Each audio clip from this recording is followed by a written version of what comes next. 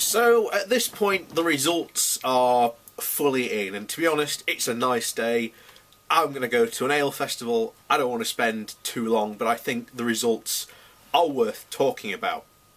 So, what's the big drive away? In fact, what are the general results of this? So, Labour, as local councillors go, they have over 2,350 local councillors in play, and they made a gain of 77 councillors, so that's more than last time. The Conservatives have 1,332, which is down by 33. The Liberal Democrats have 536, which is up by 75. The Green Party have 39 councillors, which is up by 8.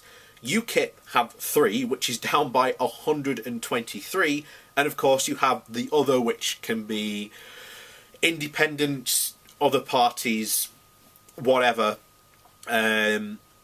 The one I'm looking at doesn't break it down into what parties, but there are essentially 144 independent / other party councillors out there. So that's down by 4 from the last time we had local election results. So what does this actually mean? So normally local election results are an indicator for changing demographics, certainly in an area. They have sometimes, and I just quote, sometimes been an indicator for how the next general election might play out. It doesn't always be that way, historically, not very, but if you were going to say this, then you are potentially looking at the next general election, there being yet another hung parliament, and that ultimately the Conservatives will have to ally with someone else. Who that might be, we don't know, but considering the fact that the Liberal Democrats have said never again, the SNP, I generally don't think people will be able to accept another alliance with them, so you're potentially looking at if Labour and the Lib Dems got together, potentially they could be form the majority, possibly in the next parliament. We don't know. Like I say, this is very much a crystal ball ecosystem that I'm, predicting. But if I were to guess next general election based on these results, you're looking at a hung parliament again. You're going to look at again another party.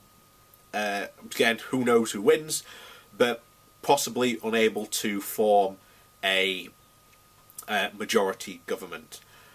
And that, I think, is the takeaway from these local elections. There was the big two, the Labour and Conservatives, are basically stuck in a stalemate. No one comes away a clear victory with clear victories. Labour lost councils to Conservatives. Conservatives lost councils to Labour. It was an absolute stalemate, and that is pretty much the takeaway. However, I want to point this out, the surprise victory, really, and to be honest, the general winners of this local election, shall we say, are the Liberal Democrats, because up until then, they've been doing an absolutely awful, I'd say an awful job. Now, a local election, obviously this isn't a national thing, so a local election is fought very much on, as it obviously says, a local level. So the Lib Dems, to be honest, in the areas where they've concentrated, have done an actual good job for once. So good on the Liberal Democrats. It seems that they are actually learning how to get their message out there, which is good. So, good for them. Whether they can now take that knowledge and translate it into a general election result, it's a possibility, because now you have a potentially third party with a potential to pull away votes from either the Conservative or Labour parties. And I think if you look at the current situation, it's going to be the Conservative Party that these votes get pulled away from. So, big winners, yeah, absolutely, Liberal Democrats. They won this, well, they didn't, shall we say, outright win. it was an impressive victory, to say the least, but they did walk away essentially a victor in this, while the two other big parties are in an absolute stalemate. The Greens don't control any councils. No. So they didn't win any control, but they did gain 8 councillors overall. So this, I have to say, as the Green Party, will they ever become the predominant third party and overtake Liberal Democrats? Not in my lifetime. The Greens always seem to make very, very slow and substantial gains. And whether, again, they can actually turn this into anything, who knows? Like I say, they only have, I think they have one MP, currently, Caroline Lucas. I don't think they've got another one. I think it's just her. The other story of the night is, of course, that UKIP have been pretty much wiped out. 3 councillors, essentially, from over 100 councillors, the last one, to basically 3. UKIP are potentially done now, basically, as a political entity, and a lot of people are going to say, oh yeah, that's because, you know, they've achieved their objectives. Put it this way, UKIP's name will be mud because, as I've said continuously, all the results, studies, economists, everyone has basically been saying the same thing. Look, we cannot leave the single market. A lot of people who voted to leave voted on the belief that we can become like Norway. Remember, you had one prominent leaver basically saying to leave the single market, only a fool would do so, and that was Daniel Hannan. And as I've said, at the moment, the only reason this entire thing happened in the first place, it was a civil war in the Conservative Party. The Conservative Party had a faction that wants to leave the European Union for one thing and one thing alone. They want to get rid of basically the incredibly weak regulations that are in place because of the EU.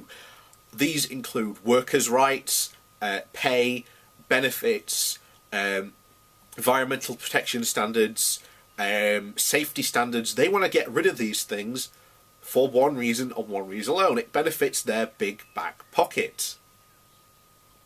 You know, I've said this thousands of times, but you look at the Henry VIII laws they want to pass. If they got through those and those passed, essentially 5 Conservative MPs could walk into a room and bang goes the overtime protective, which basically says you cannot force your workers to work overtime. Now, why do I say this? We know that, for example, Mark Dyson wants to get rid of that. He wants to force his workers to work overtime. You know, these are the things that are going to go. And all the things that you have taken for granted for the past 20 years or so that have come from the EU, you are now going to have to fight not just to protect them, but if they do go, you will have an even bigger fight to actually regain those protections. So, that's that. But yeah, so what do we come away with, just summing everything up? Well, to be honest, I've said it. Absolute stalemate between the Labour and Conservatives. Will this translate into another stalemate at the next general election? I think that is a high possibility. The Liberal Democrats were basically the ones to come away, so chances are we might even indeed see a resurgence in the Liberal Democrats' fortunes, which is if that is the case, this will break the stalemate. Because this will draw votes away from either both parties or predominantly one of them, depending. we don't know. Like I say, this is a crystal ball, but this is pretty much my prediction of what potentially might happen on a general election based on these local election results. So, yes, I've got a train to catch,